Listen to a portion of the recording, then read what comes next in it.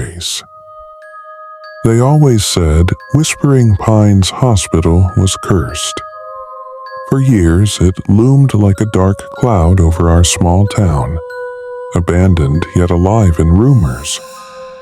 When my journalist instincts kicked in, I knew I had to see it for myself. A feature on the Most Haunted Hospital would be my ticket to recognition, or so I thought. Armed with nothing but a flashlight, a camera, and a notebook, I entered through a side door pried open long ago by vandals.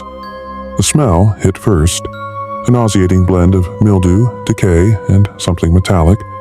The air itself seemed heavy, clinging to my lungs. The first few rooms were what you'd expect: old beds, shattered windows, and peeling paint. But as I ventured deeper, I noticed something odd. The graffiti that usually covered such places was absent. No signs of modern intrusions. It was as if the hospital rejected any attempt at desecration. I reached the surgical wing. My flashlight beam danced across rusted instruments still lying on trays, as though abandoned mid-procedure. In the corner, a gurney sat with its straps frayed, looking oddly fresh. My fingers trembled as I snapped a photo. That's when I heard it, a low, guttural hum. It wasn't the groan of old pipes. No, this was something alive.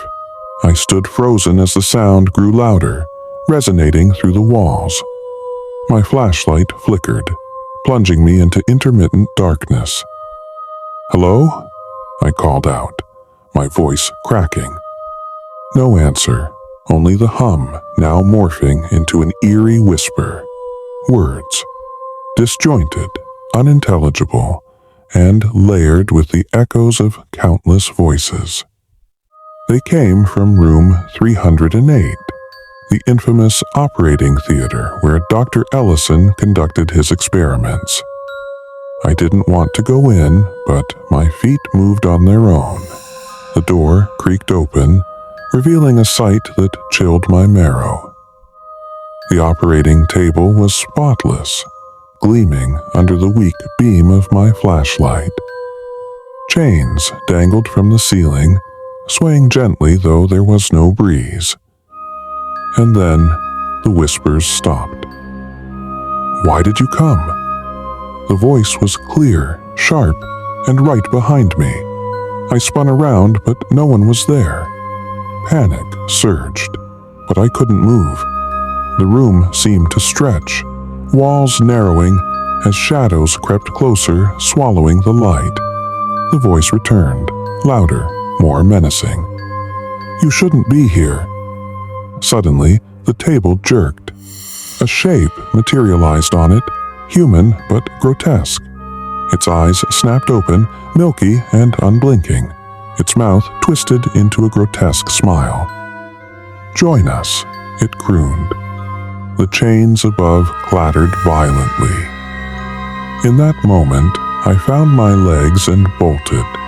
The corridors twisted and stretched, leading me in circles as if the hospital itself conspired to keep me in. Doors slammed shut behind me, locking in the whispers and screams. Finally, I stumbled out the way I came, collapsing onto the grass outside.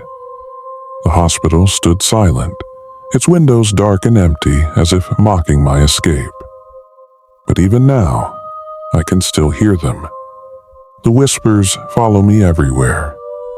And every night I dream of room 308, where the shadows are waiting for my return.